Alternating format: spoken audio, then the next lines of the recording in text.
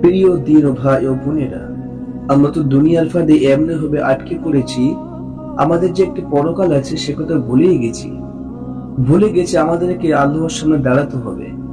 ভুলে গেছে হাসরের মাঠের সেই অবস্থা ভয়াবহ, এখানে কারো আপন বলতে কেউ থাকবে না।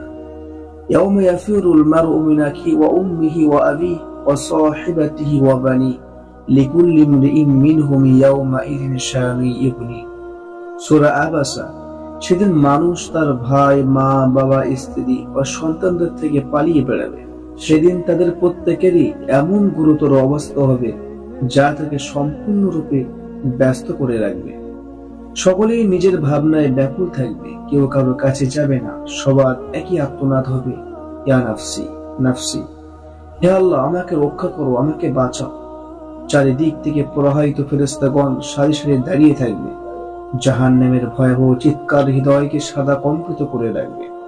জাহান্নামের অগ্নিফুলক দীর্ঘ লেলিহান প্রতিটি মানুষকে ভীতি সাব্যস্ত করবে।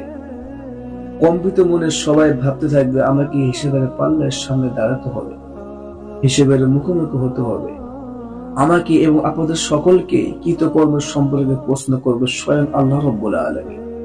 জবাব দেবে দুর্বল অসহায় বান্দা ও বান্দি, তোমাকে যা দিয়েছিলাম তা কোথায়? তোমাকে যা পড়িয়েছিলাম তা কোথায়? যে সম্পদ ও রিজিক ও আকল ও তোমাকে দান করেছিলাম তা কোথায়? তখন প্রতিটি মানুষ গাছের পাতার ন্যায় কাঁপতে থাকবে। সেদিন সেই পরিস্থিতি হবে খুবই ভয়াবহ। ডান দিকে তাকালে নিজের আমল নজরে পড়বে, বাম দিকে তাকালে নিজের আমল নজরে পড়বে। সামনের দিকে তাকালে ভেসে আসবে জাহান্নামের চিৎকার।